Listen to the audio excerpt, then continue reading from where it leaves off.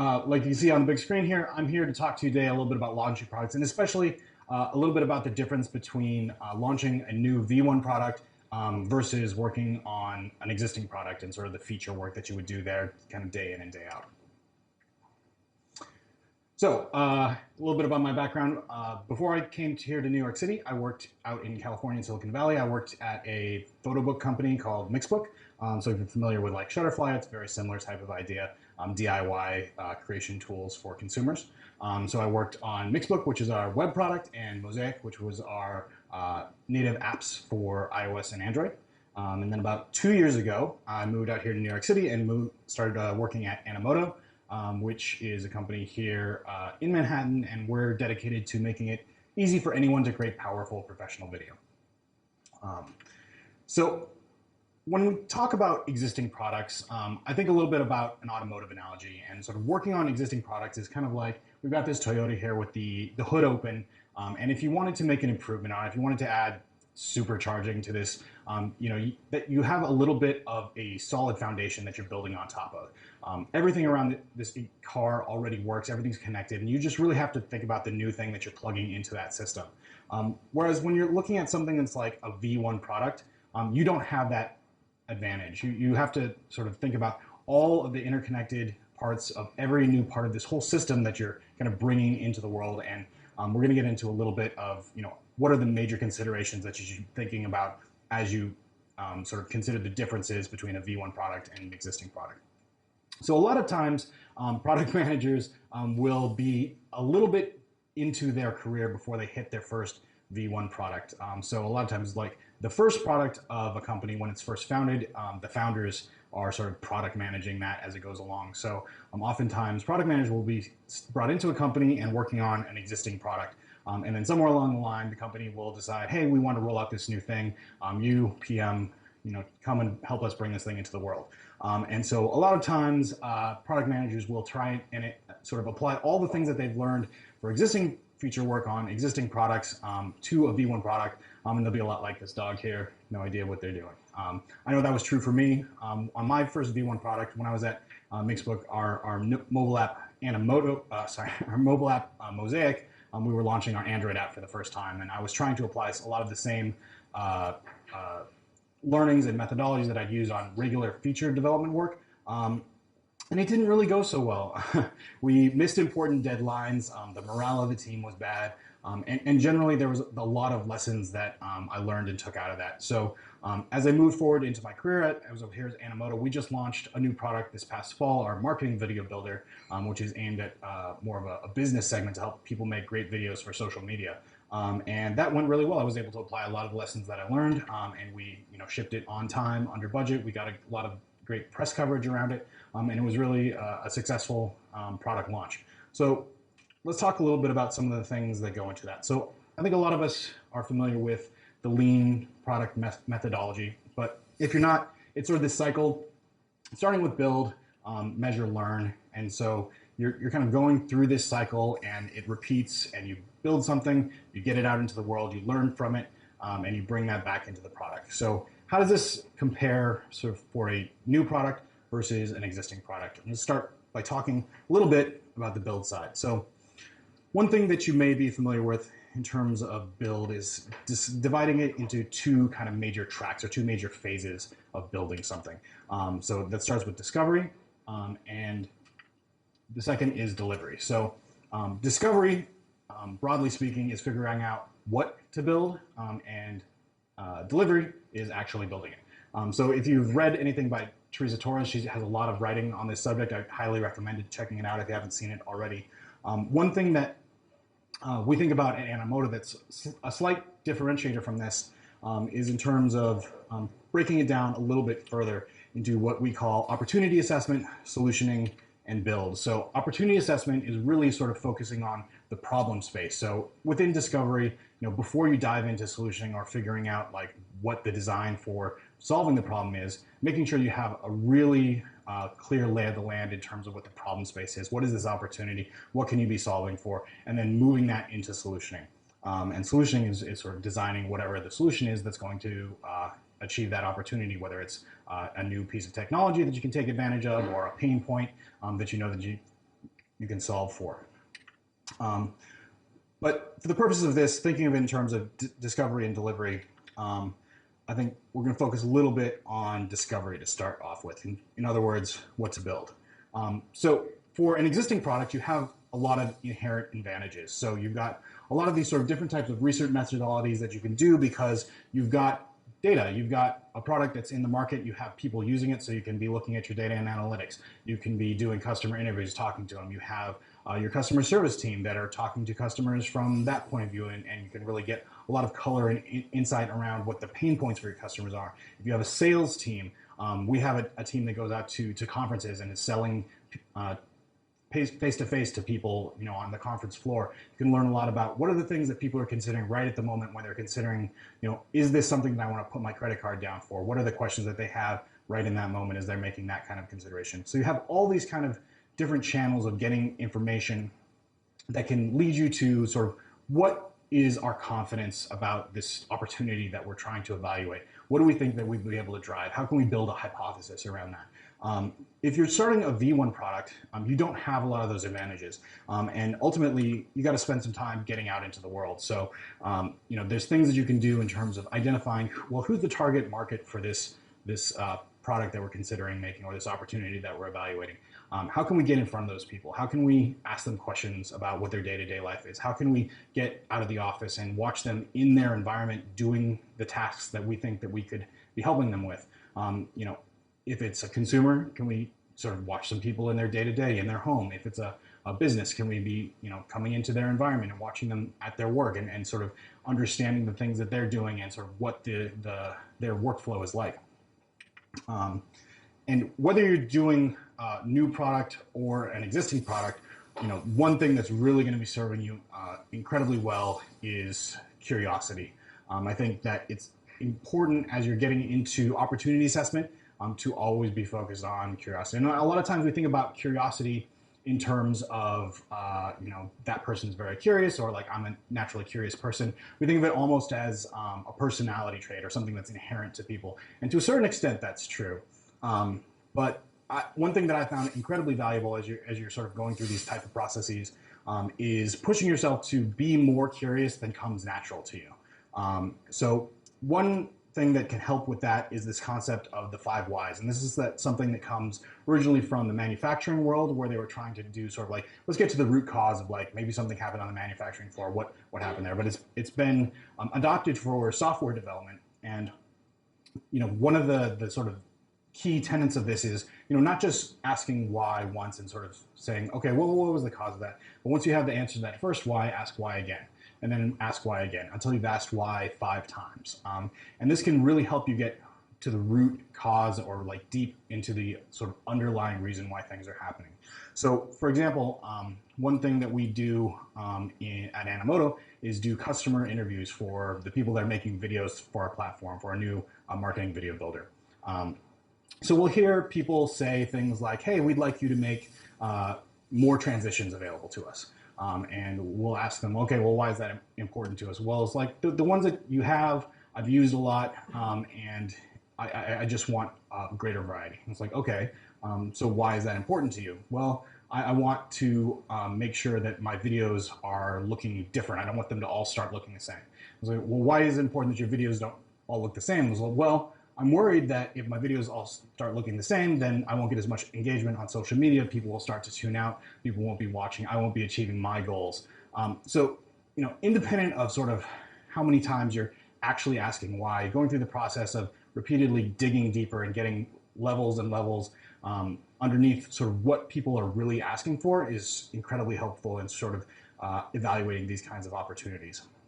So thinking of it in terms of like the 5 whys can be a little bit clunky sometimes. One thing that I've learned that has been super helpful is just frame it in terms of pretending that you don't understand. So I think that this is helpful on a couple different levels. One is that if you're in a customer interview and you're just talking to someone and you kind of just, help me understand, I don't really get it. I'm not understanding what you're saying. Why is that? there's a couple things that happen. One is that you're sort of socially putting yourself in a position of weakness, and so people will naturally want to help you. You know, there's something in this, say like, oh, let me help you out, like this person that can't understand what I was so obviously saying. And by doing so, they'll be giving you a lot more detail, a lot more color, and trying to explain things in different ways and coming at it from different angles. So that's really helpful.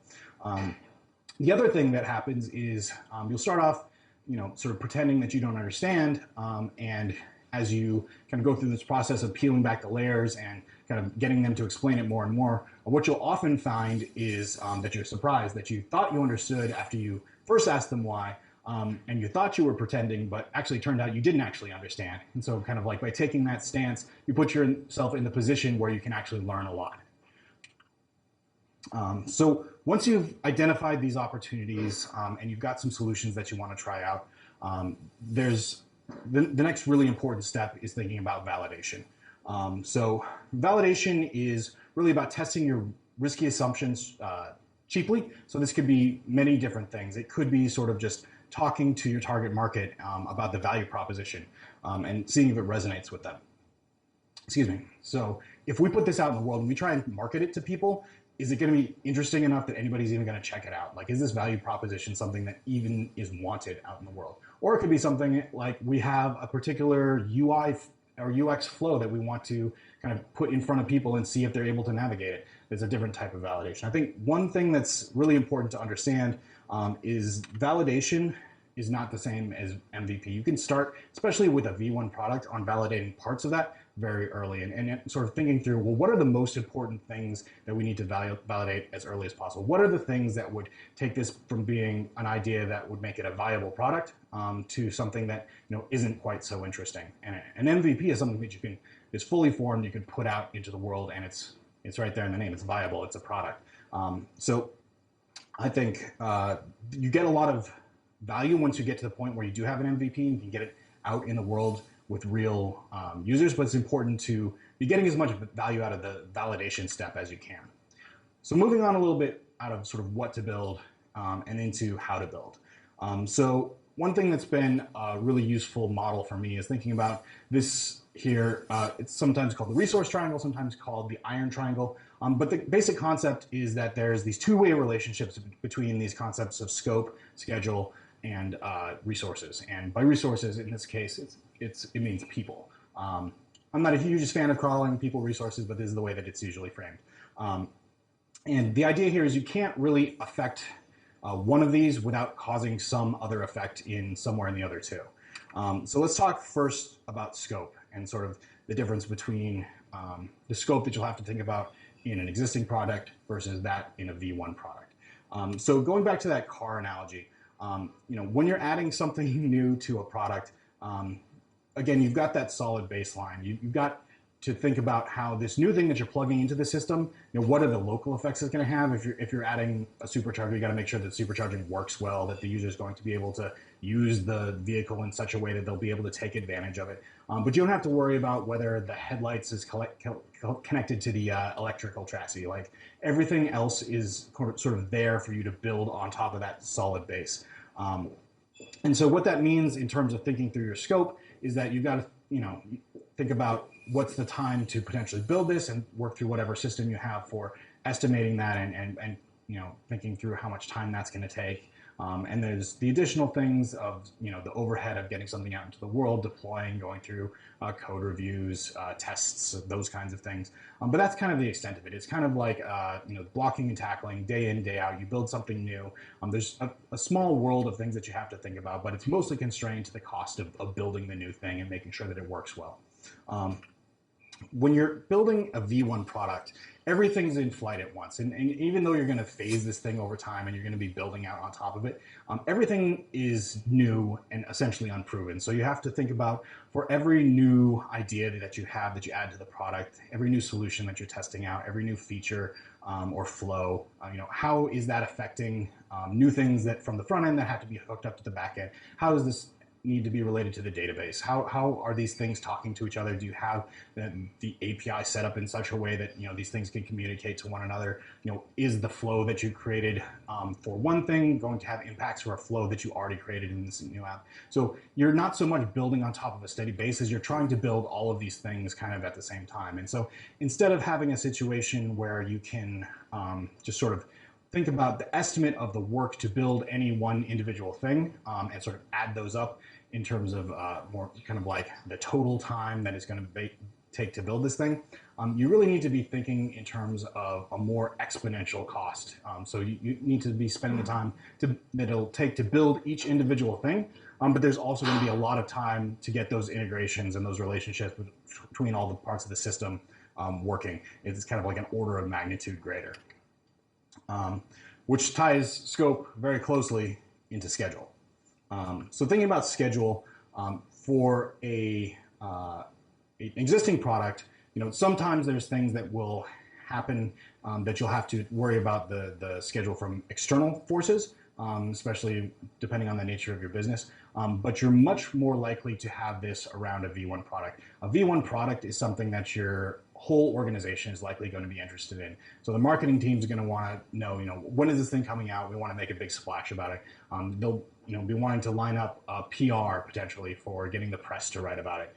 Sometimes seasonality is important. So, hey, we know that, we do half of our business around the Christmas holiday. We've got to get this thing out before then. So there'll be some sort of things that are very sort of externally forcing a constraint on your schedule, which is sort of in real tension against the increased scope that you're going to see with a V1 type of product. So a lot of times you're going to find that your schedule is kind of set for or is set within a certain bounds. But even if it's not set externally, you may want to set one yourself. And that goes back to this, like once you've got something shipped and out in the world, just the quantity of information that you're going to be able to get to iterate and make your product better is going to be so much higher.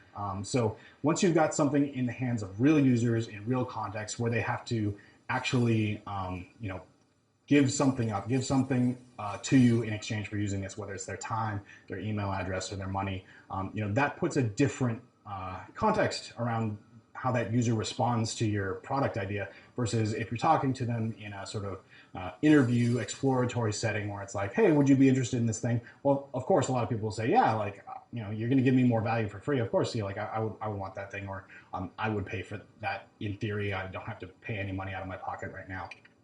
So I think an important thing to remember, especially around V1 products, where you don't have that baseline of information coming in from the start, is you really want to scope down and ship.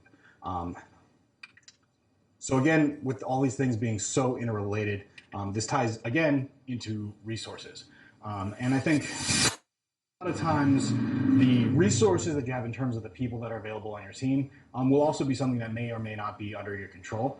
So I'd like to talk a little bit in terms of how you are working with the people on your team, the people that you're using to build this. So a lot of times in existing products, many companies will be using a process that looks a little bit something like this. So you're using maybe a Scrum type of methodology where you're taking an agile approach, and each iteration you're committing to a certain amount of work, you're getting it out into the world, you're doing a sprint review, you're kind of reprioritizing your backlog for the next iteration, and that gives you the ability to be responsive to what you're finding in terms of, hey, this thing was actually much harder to build than we thought, or like we put this thing out in the world, and rather than moving on to the next thing in the backlog, the next feature, we think the most important thing is for us to do an iteration on this thing that we shipped before.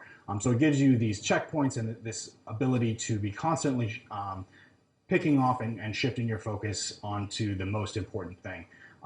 And I think as we've seen the value of this in software development, a lot of people in product have gotten a little bit allergic to anything that looks more like this. So this, to a lot of people, sniffs of waterfall and like Gantt charts and like, there's a big schedule and we're saying we're going to ship this thing by that date. But I think when you're looking at a V1 product, there's so much value in getting something out the door and into real people's hands that it may make a lot of sense for you to start going through this exercise, especially given the complexity involved in a V1 product. So there's all these things that are interrelated. You're going to be having to think through the logistics of like, well, we need to build this part before we can build this part on top of it. And this is going to have to talk to that. And so I think that shifting your focus and not being so afraid to look at schedules and things like that, while at the same time, not being overly religious about it, can have a lot more value for you when you're looking at getting a V1 product out the door. So getting back to this concept of sort of the iron triangle, the idea here is that you can hold one of these constant, you can even hold two of these constant, but you can't control the third if you're holding the other two constant. So oftentimes schedule and resources are what's going to be held constant, and scope is going to be the sort of one that you're going to have to be modulating up and down. So this isn't something that has to be responsive. You don't have to look midway through your project and when you're building this V1 product and say, oh, hey, the schedule and the resources that we have, we're not going to be able to build this thing, with this many people in this amount of time. So let's cut scope. Scope doesn't have to be reactive. The best time to cut scope is at the beginning of a product or a project. Excuse me. So that would really be like going back to this model. When you're in the solutioning phase, when you're thinking about, okay, we've identified all these opportunities, and which of these are we actually going to start building solutions around? And this is a phase that's different for an existing product versus a V1 product, because for an existing product, you really just have to think about what's the additive value to this? What value is this particular feature, for example, going to add, and does it fit into the system without adding too much complexity to the user or making it harder to use, things like that. For a V1 product, you're oftentimes going to have this whole list of opportunities that you've kind of identified, and none of them are sort of in the product yet. So if you're trying to scope down and ship something and get it out the door, you have to get that down to the fewest number of things that are still a viable product. So you can scope things down and get a list of opportunities that you're trying to, saying these are the ones that we're actually going to take on. But if it's not something that hangs together as a unique unit of value as itself, you don't have yourself a viable product. So another way of saying that is don't scope it down to build half a bridge. If you build half a bridge, you've scoped down your scope, but you haven't delivered anything, and you're not going to be able to learn anything from it. So in general, I think a good way of looking at this, is something going to be a product on its own? Does it add value on its own? Like, does the group of features or elements within this product add value as one unit without needing something else? And can we learn from it? So I think this is really important as well. So as you're thinking about what opportunities you're going to include in the first version of your product, think about how that impacts you down the road. How are you going to be able to take, okay, we put this thing out in the market, and this really proves out the value proposition that we're trying to say that this product is going to address. If there's critical parts of that that you need in order to meet these two criteria, then make sure that you're pulling those in. So scope it down to the smallest thing that meets these two criteria, but sometimes to meet these two criteria, it won't be that small. So just make sure that you're not building half a bridge. And to sort of be clear, shipped isn't necessarily the same thing as launched. So if you look at this chart here, this is actually from our marketing video builder launch. You'll see there's this sort of green flag in the middle, and this is when we launch our beta. So months before we ship this thing out, we got this out in front of a number of real users as a sort of complete product, and we're able to get it in the market and start getting some of those benefits that you get from real users with real contacts, with real stakes, and start getting their data and analytics, starting to have a group of users that we could talk to and understand what was resonating with them, what they were having trouble understanding, what things that just sort of didn't make sense for them. And I think, a lot of times as you're thinking about, okay, how can we reduce scope? How can we scope this thing down? One thing that'll be very tempting is cutting analytics. So there's a bunch of engineering overhead to set up all this tracking and do all this stuff. It'll be tempting. Don't do it. If you're going to get this thing out in the world, the most important thing is for you to be able to learn from it and take it from the MVP into this great product future that you're really believing in, and the reason you're investing so much time in it. And then I think the other thing to notice about sort of this chart is over on the left-hand side. And so we set up a lot of thinking about how do we order everything to get to the first MVP that we could put into beta. But we reserved a bunch of time before launch as we were, marketing team was working on spinning up their things in preparation for launch to say, hey, once we test this thing, we're going to spend the rest of this time iterating, and we're going to be figuring out from real users, what is the most important things for us to be focusing on between, shipping the test and actually launching the product and making a big splash about it. So I think it's really important for you to think about launch. In our case, we had this big push towards launch last summer between July and October. And October was when we said, okay, we're launching this thing. We're getting it out the door. We're going to have press lined up. So we had a lot of time that we were thinking about this period between now and launch. But if you think of it in the grand scheme of things, if you really believe in the product that you're building, launch is just a point in time. And the product that you're going to be able to build before that point in time is only a small fraction of where this thing is going to be going, and you're going to be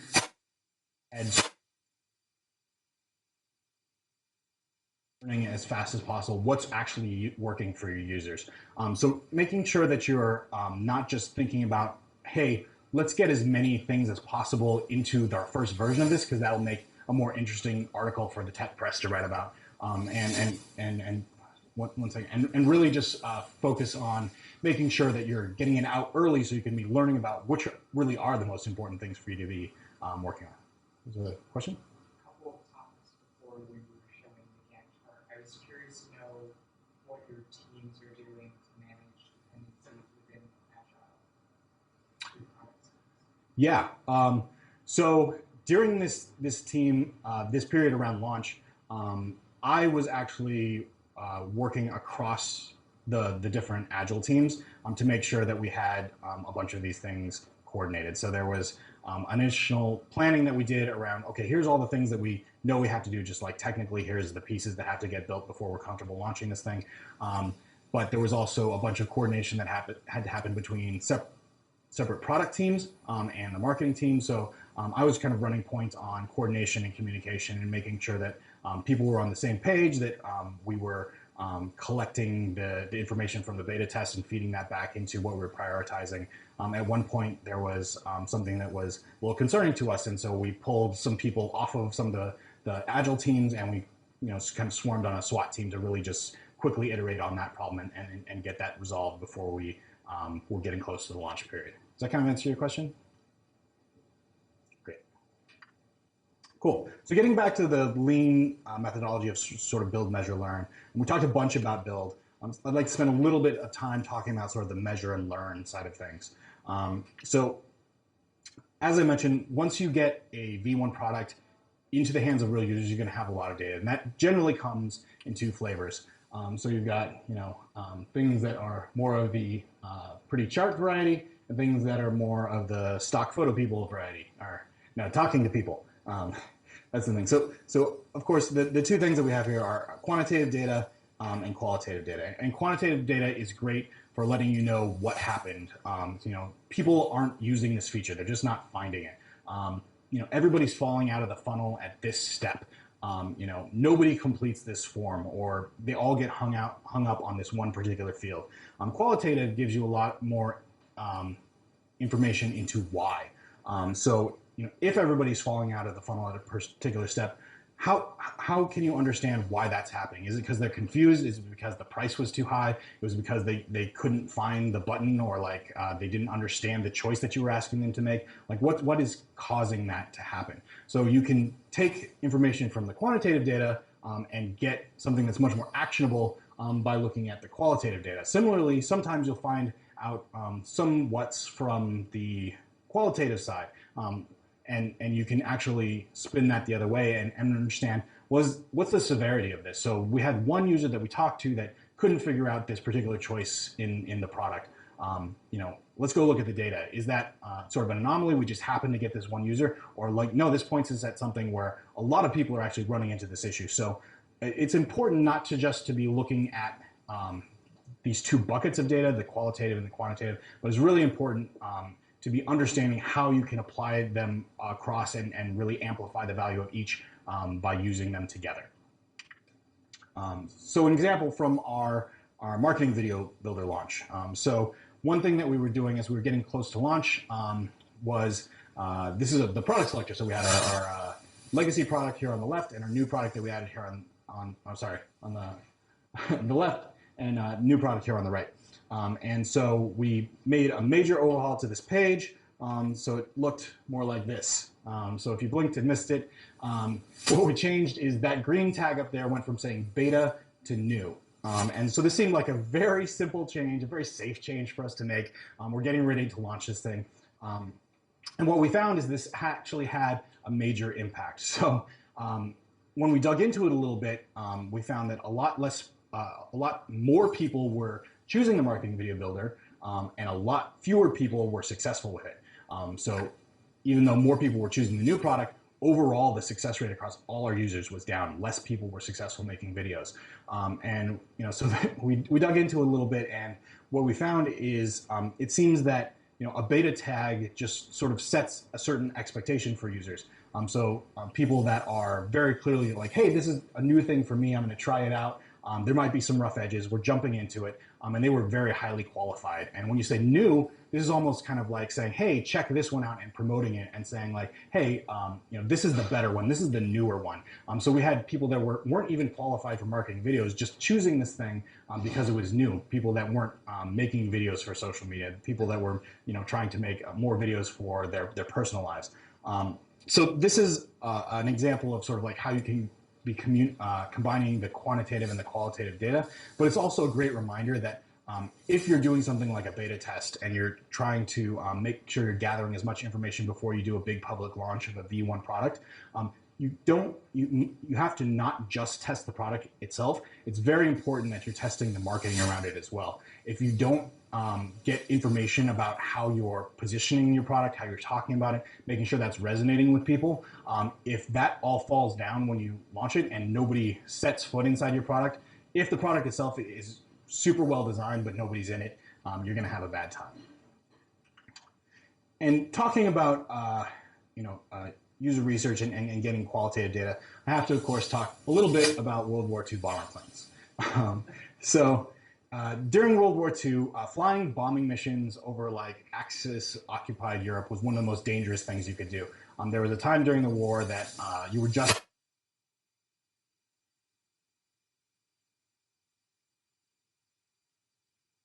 This was a huge problem for the Allies, and they decided to try and solve this with some data.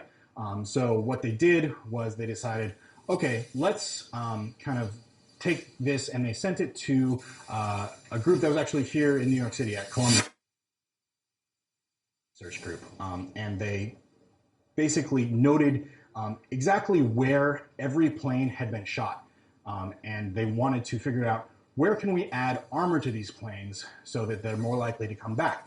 We can't armor the whole thing, that would be just way too much weight, so we have to be smart about it. Let's figure out where these things are getting shot the most. And so they did the analysis, and they found that they had these really nice groupings around certain areas of the plane. And said, okay, like all these planes are getting shot around the wings. Let's put the armor on the wings, more planes will make it back, and we'll be having a great time. And this was the recommendation that went out, and the Advanced Research Group here at Columbia saw that this was the plan and said, no, hold on, and they caught it in time.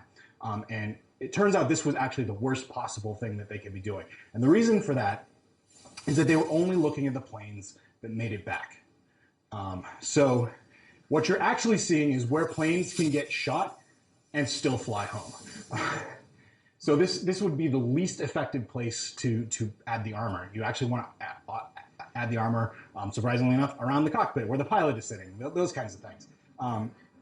So this sort of same idea can be taken to investigating your product. If you've got a beta product out, it's very tempting to talk mostly to the successful users.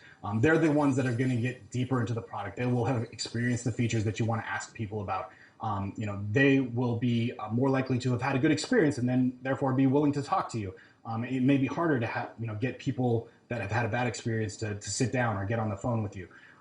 But make the extra effort. The things that are the biggest pain points for the people this is working for are not necessarily the biggest pain points for the people that just dropped out completely, that it didn't work for at all. So be sure as you're doing your research and you're looking at your qualitative data especially, not to get in a situation where you're armoring the wings. This is something that's known also as survivorship bias, where you're just looking at the group or the cohort that makes it all the way through. So if you do all that, you're very likely to have yourself a successful launch. So that's my talk, and I'm on Twitter, LinkedIn. We're also hiring in Animoto, so if you know a great product person, you can just go to paulyokota.com/work with me. And with that, turn it over to questions. Yes? Holy grail metric for Animoto in particular. So that's renewal rate. So for us, we're a SaaS business, and so conversion is very important. Getting people to become subscribers, but it's much more effective for us and much more cost effective of us if we can get people to keep an existing user rather than to acquire a new one. Yes? You mentioned that a lot of people were watching were making videos for personal reasons.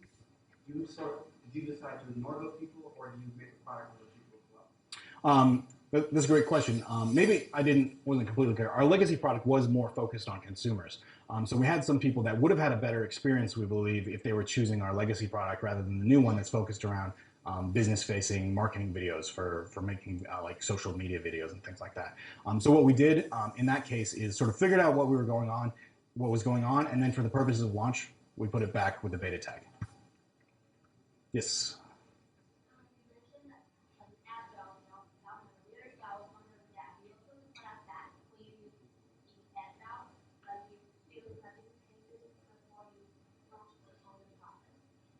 Sorry, could you repeat the question? Like if you're doing the agile development, do you still do the product spec before you build the product? Do we still build the product spec before building all the product?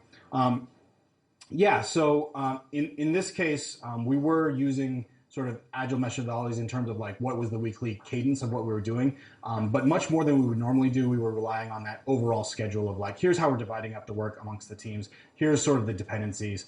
So we were building out like, here is the spec and how we're attacking it before we were launching it, yeah. Does that answer your question? Okay. Yes. Can you talk a little bit more about any kind of specific A/B testing that you guys did and any kind of insight that you got and any suggestions of how to perform A/B testing and what not to focus on? Yeah, so for this particular test, our beta was an A/B test that we were running through Optimizely. My advice there is if you don't have to have an extremely long running A/B test, don't do it because it becomes very complicated very quickly. One of the issues that we ran into and something that's a potential pitfall is when you're doing a long-running A/B test like this one, this was a whole new product in our lineup. So as a SaaS business, we've got these different plan levels. This was introduced to some of our higher-end platforms, so we had to show a completely different pricing page. We had to have some users that were on one set of plans versus another set of plans that had different entitlements and access to the new product. We had to maintain sort of this test it for logged in and logged out users, so making sure that people that saw this product existed wouldn't see something else when they were logged out. And there's a lot of complications around that in terms of people with shared computers and things like that. So I think there's a lot of potential pitfalls around that. I think one of the biggest benefits that we got out of it is that we were able to test not just sort of the core product experience itself, we were able to test the entire marketing site around it. So we were able to test our new homepage copy and these new landing pages that we had and updating our business page and all these kinds of things to make sure that, as people were coming through all these various flows, that we weren't seeing issues there and that was sort of reinforcing and giving us a more real picture of what people would experience when we launched the real product. Yes? Do you test multiple goals when you run an A/B test? For example, renewal rate is, your core KPI. what about like customer satisfaction, or what if you have a team that has a conflicting KPI and your experiment, adversely affects their team, but positively affects your KPI? What do you do in those instances? Yeah, so in terms of A/B tests and thinking about multiple goals or multiple sort of things that you would want to be measuring, we usually have a primary hypothesis in terms of like, this is the thing that we are intentionally trying to move the most. So sometimes that would be targeted at something that's the most important for our business overall, which would be like renewals. Oftentimes it's on something much more localized, where we think that improving this product and driving this specific KPI is an early indicator of other things that are down the road. So there's oftentimes things where we have a primary goal and there's other important metrics that we're keeping an eye on. So for us, so there's sort of like video finalization rate. That's how many people successfully create videos. There's conversion, but if we're looking at a specific feature, we may look sort of around sort of what's the usage of that feature, how is usage or not users that don't use that use that feature correlated with conversion. Things like retention rate, while it's an important thing that we're trying to drive in general, oftentimes is so much of a lagging indicator that it's tough for us to measure in an A/B test. In the case where there's different teams that are trying to drive different things, I think that's just something that we have to have good communication. I think making sure that your product organization is in sync in terms of, here are the goals that the different teams are trying to drive. We use quarterly OKRs, so we have these objectives that the other different teams are working on, and everybody's really clear on, here are the primary things that we're trying to drive over this period of time, even though we're going to be tackling it usually through an agile kind of cadence. So if we do see something where we're driving this metric up and this metric down, we kind of know the lay of the land in terms of what we're trying to achieve overall, and we can kind of put our heads together and say, okay, what does this mean? Does this mean like that's acceptable because the thing that we're driving up is so much more important? Or we need to do an iteration on it where we can keep the gains and not see if we can separate that from the losses. Or like, is this just an unacceptable result? Even though one metric is going up, we can't afford to take this other metric down. So it's really sort of situational. So on a quarterly basis, your product management organization will try to talk about the OKRs. Yeah. Yeah, on a quarter level, we're sort of setting OKRs and saying, like, here are the specific objectives and the ways that we think we'll be able to measure them, and those are visible to everyone across all the teams. So we know that the various teams are trying to drive certain things within that quarter, for example. Other questions? Yes. What is your advice for someone who's trying to teach product management? Yeah, so I mean, it depends a lot on sort of what your background is. I think the biggest thing that I've seen success around people moving into product is if you can leverage your existing experience. So if you have if you're working, the best case scenario is you can move into a product role within your company, because you have so much domain knowledge around your company and your customers that it's much more easy to apply that to a new role where you're having to sort of spin up, bring up your experience from nothing in terms of like being in a product role. The next best thing is to move to a company that's in the same industry where you can still leverage a lot of the knowledge that you already have and bring that to bear in terms of stepping into a product role for the first time. Do the companies give chance to someone who has lots of domain knowledge and has a pretty good idea about everything related to product management, but never been officially in the role of product manager?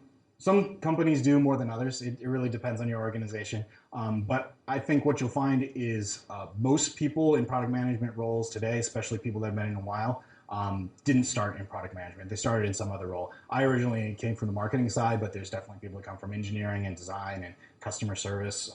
So those people got a chance somewhere. So as much as there are product managers now, there's companies that are helping people or accepting people that make that jump in.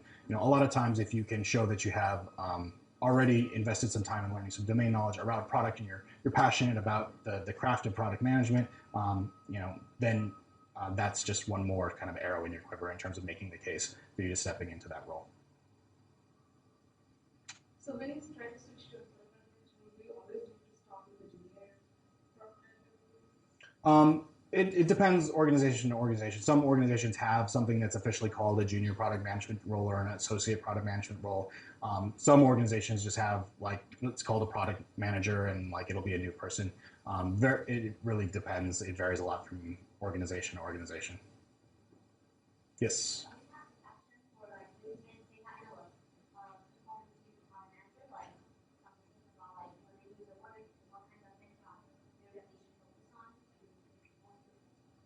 Yeah, I mean, I think great things that data analysts can do to bring to bear in terms of moving to product is making sure that you're not just focused on data, but focused on analysis. So if you can take the things that you're looking at and turn those into insights and sort of like, as I mentioned kind of in the presentation, that's one major source of like opportunities that you could evaluate into solutions that would drive value for the business or the drive value for the customer. That's one way to sort of step into it. I think another way is sort of not just sort of identifying those, but hey, like bring that to the product team and say like, hey, this seems like this could drive X, Y, and Z value. Like start to form the seeds of a hypothesis around the insights that you're generating, and take that into your product team and say like, and sort of like use that as a step to be moving more collaboratively with the product team. Yeah. In the back. What kind of software were you using to keep the agile team sort of know about the larger scale or larger plan or the iterations that you're going to do? Yeah, so that sort of Gantt charty looking thing that I showed is a tool that's called Product Plan. So within that there was a roadmap for the various teams, and it also has this feature called Master Plan where it can show them like all stacked up on top of each other so that we could see, by week sort of like how all the interdependencies were stacked up. And then it was a lot of communication on top of the tool and making sure that like, there was a lot of, with a new product, like, hey, this part of it took longer than we thought, like what follow-on knock-on effects does that have in terms of the dependencies within getting to the V1 that we want to ship into beta? Yes. Is there a difference between the soft products that you're talking about and hard products like the manufactured products in terms of this process? Yes, I'm sure there's many. Yeah, I'm sure there's many. I actually don't have a ton of experience in the hardware space myself, but there's definitely things that you can take advantage of in software that would be harder or you would have to invest more into to get to that same sort of equivalent point on the hardware side. So I think there's some things around costs. There's things around involving other skill sets, things like that. Yes. So we're in a services company that's getting into products, and our execs don't really get what it takes to be a product company. So can you give some guidance of, okay, how do you get your execs on board with product and what it takes to be a product company? Because they think they get it, but they don't get it. So how do you bridge that gap? Yeah, I think the most effective way of making a case of making sort of an organizational shift to execs is to make sure that you're speaking their language. So a lot of times exec teams will be very focused on sort of like, okay, what's the impact in terms of dollars and cents? So don't just be saying like, hey, this is a good thing to do because it's going to have good effects for the product or our velocity or X, Y, and Z. Try and project out, do the kind of math that they would do when they're evaluating different kinds of opportunities. See if there's ways that you can say, okay, like effective product organizations have these type of results or can move more quickly to capture opportunities, and sort of say, and turn that into something where you say, if we did this effectively, it could have this kind of like real tangible benefit for the business. That's what I found to be effective. Yes. So how do you prioritize between the asks that come from the revenue or sales team versus like what you have as a product manager? You define a roadmap and you have all these metrics and quantitative data based on which you define a roadmap, and then that keeps getting hijacked from a revenue team because it's like we are the ones getting the money and this is more high priority and that always keeps interfering. So how do you sort of like achieve the balance between user-driven Yeah. So it can be tricky, and it can sort of vary a bit depending on sort of how your organization is set up. Ideally, the product organization will have clear ownership over the prioritization of the product. And they'll have a lot of inputs in terms of what's going to make the product more successful and make the business more successful as a result. So I think if your sort of sales team is coming to you, like for example, we have a team that goes out and does a lot of event sales. So they're going to professional photographers, they're going out to marketing conventions, things like that. So they have an easier time selling the product if they can show it off and demo it better. They have better results in terms of the recurring revenue that their team is driving. If users stay around longer, that gets attributed back to them. So I think the best thing is to sort of make sure that you're communicating back whatever your feedback is in terms of like, here's the effect and the benefit it can have for you. And then just sort of if there's things that are coming into from the side and like you as the product manager are getting pressure from above, from like the CEO saying like, hey, listen to the sales team over here. You can say, and this is my backlog. This is my roadmap. Here are the things that we have prioritized highly because we think it's going to be driving this kind of value. Which one of these things do you want to delay in order to pull that thing in? And then you can have a conversation that's rooted into sort of like the real trade-offs that are being made and not just being totally reactive to, okay, like salespeople are close to the revenue, so they say this and that automatically gets put to the front, but making sure that that conversation is being had in the fullest context. Yes? So from a product management perspective, what is your biggest challenge in the process? For me, as a UX designer, my biggest challenge is convincing that the value of usability testing. And I think there's a lot of companies still that undervalue or disregard it, and they just don't want to invest the dollars into it. But that's the biggest success where it comes from that. So from a PM perspective, where do you see the challenges? Yeah, I mean, it is something that'll vary depending on your situation, but I think one challenge is oftentimes making the case for prioritizing for a little bit of the longer term versus the shorter term. So I think a lot of times leadership will be very focused on, hey, we've set these quarterly revenue goals. So it's getting towards the end of the quarter. It looks like we're just going to squeak by, like, hey, let's get all hands on deck to like try and juice conversion as much as possible. And so if you keep doing that time after time, you're just costing so much time against what you could be doing to build the value that and have a business that will be making that much more on the 1 year time horizon, the 3 year time horizon. So I think that's a real tough tension for somebody in a product role who's kind of like owning the product strategy and the keys to prioritization. Other questions? Yes. You mentioned that you started out in marketing. Yes. How is that transition between big challenges with the engineering department and how do you overcome them? Yeah, so my first role in tech was what we would today call a content marketing role. At the time, I was like a blogger, copywriter.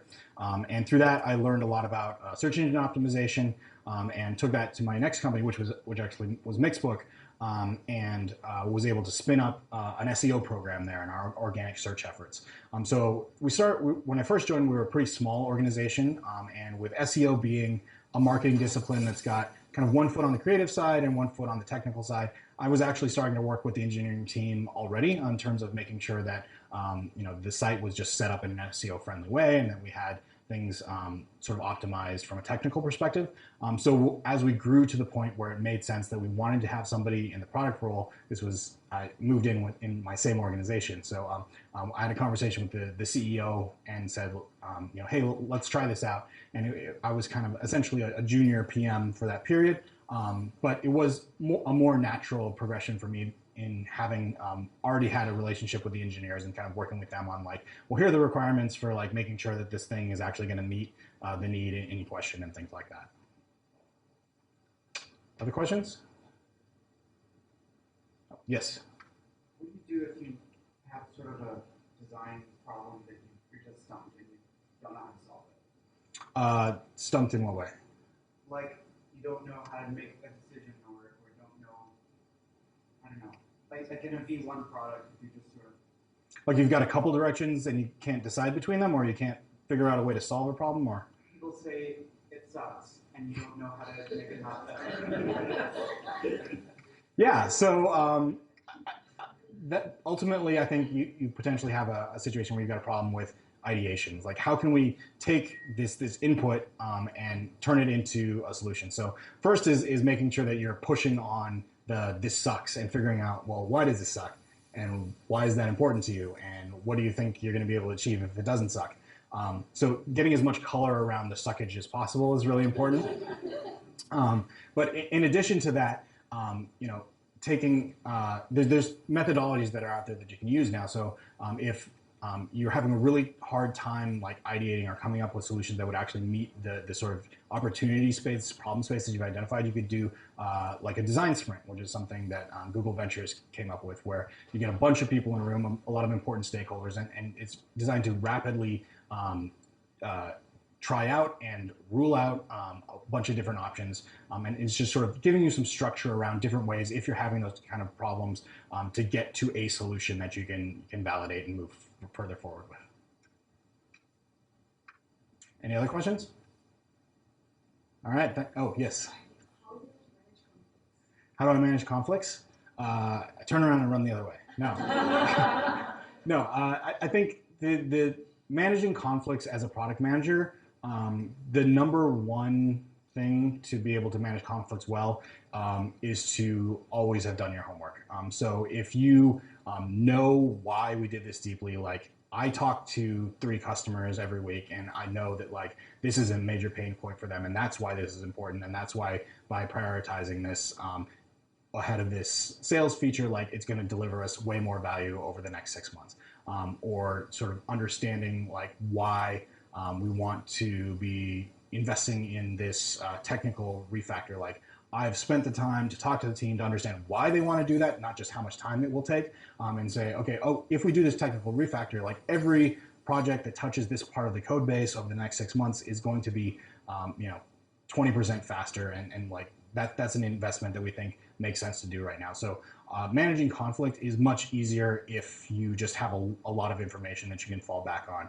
And I think that's one of the most important roles of a product manager, is being a nexus of a lot of that information, and being make sure that it's not siloed and can be taken from one place that it's useful and sort of projected into the other spaces to help make the whole organization prioritizing the right things and sort of rowing in the right direction.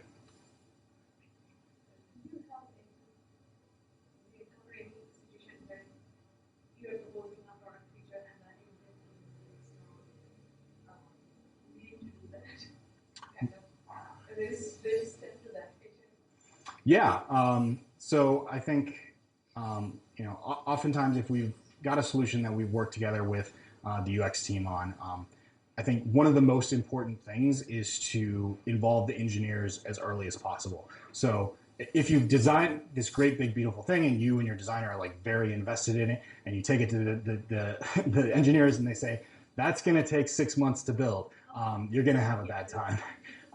So if I think oftentimes, engineers are just like anybody else. They're not just making irrational decisions or saying like, I don't want to build that because like it's a bad mood or it was cloudy out today. Like there's some reason why they want to do it. They don't want to do it. So involving them early and getting not just sort of their input on sort of scope and like how big is this thing, but sort of like feasibility and sort of what are the impacts to the overall system, and what do we need to think in terms of like how the architecture is actually set up to make certain things easy and certain things not easy in a way that might not be intuitive just looking at the front door of the UI is super important. So as we're moving from opportunity assessment to solutioning, our Agile teams have a full team checkpoint where we actually create a document which is called the opportunity assessment.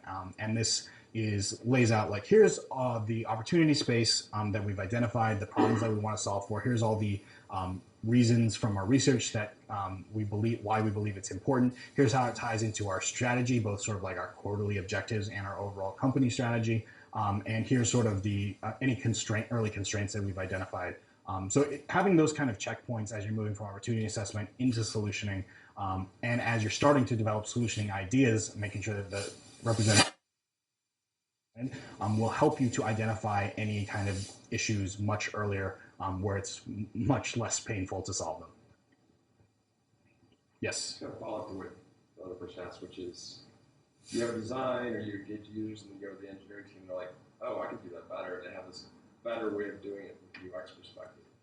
How do you address that? Where they have a strong opinion, they're a leader in the group, they think their way is better, and you know in your heart it's not better. And how do you fight those battles?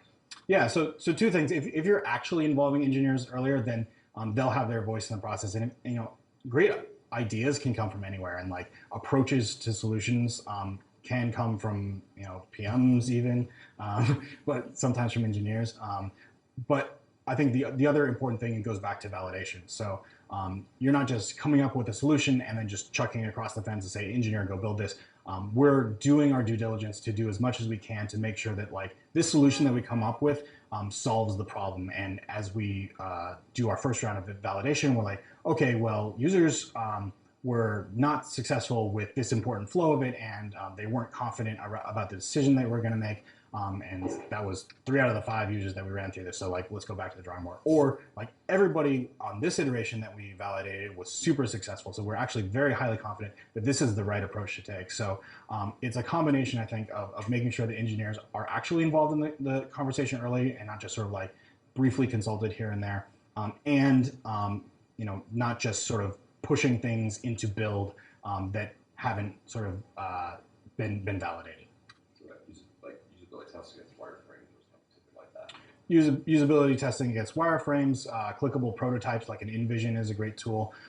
Oftentimes, if you want really cheap, really fast tests, you can even use paper prototypes. So there's a number of different types of tools that you can do to get early validation on a particular approach or a particular solution that you would want to actually push into engineering and then build.